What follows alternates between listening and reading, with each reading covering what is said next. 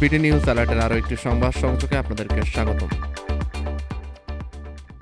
নূরের সুস্থতা চেয়ে ঘটনার তদন্তের আহ্বান তারেক রহমানের। রাজধানী কাকরাইলে জাতীয় পার্টি ও গণ অধিকার পরিষদের নেতাকর্মীদের মধ্যে সংঘর্ষের ঘটনা ঘটেছে। এ সময় আহত হয়েছেন গণ অধিকার পরিষদের সভাপতি নুরুল হক নূর সহ বেশ কয়েকজন। এই ঘটনার নিন্দা জানিয়েছেন বিএনপির ভারপ্রাপ্ত চেয়ারম্যান তারেক রহমান।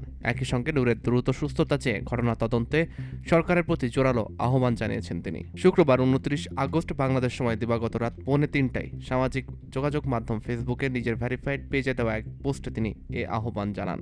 তারেক রহমান লিখেছেন, নুরুল হক নূরের ওপর হামলা এবং কাকরাইলে সংগঠিত সহিংস ঘটনার তীব্র নিন্দা জানায় বিএনপি। আমরা গণতান্ত্রিক উত্তরণের একটি অত্যন্ত নাজুক সময়ের মধ্যে আছি, যার প্রথম পদক্ষেপ হলো জাতীয় নির্বাচন। সম্মিলিতভাবে আমাদের নিশ্চিত করতে হবে আজকের মতো অস্থিতিশীল ঘটনা যেন ছড়িয়ে না পড়ে এবং আমাদের গণতান্ত্রিক অগ্রযাত্রা যেন পথ কোনোভাবে বাধা না হয়।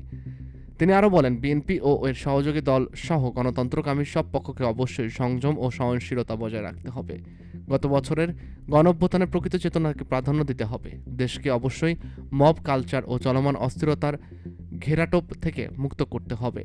মব কালচারের বিরুদ্ধে সতর্ক থাকার আহ্বান জানিয়ে তারেক রহমান বলেন, বাংলাদেশকে সামনের দিকে এগিয়ে নিতে হলে আমাদের মব কালচারের বিরুদ্ধে সতর্ক থাকতে হবে। আইনের শাসন সমুন্নত রাখতে হবে এবং একটি শান্তিপূর্ণ ও স্থিতিশীল দেশ গড়ে তুলতে হবে। কেবল গণতান্ত্রিক পথে জনগণকে ক্ষমতায়ন এবং সবার জন্য ন্যায় বিচার, সাম্য ও মর্যাদা নিশ্চিত করার মাধ্যমে আমরা একটি ঐক্যবদ্ধ জাতি হিসাবে সফলতা অর্জন করতে পারি।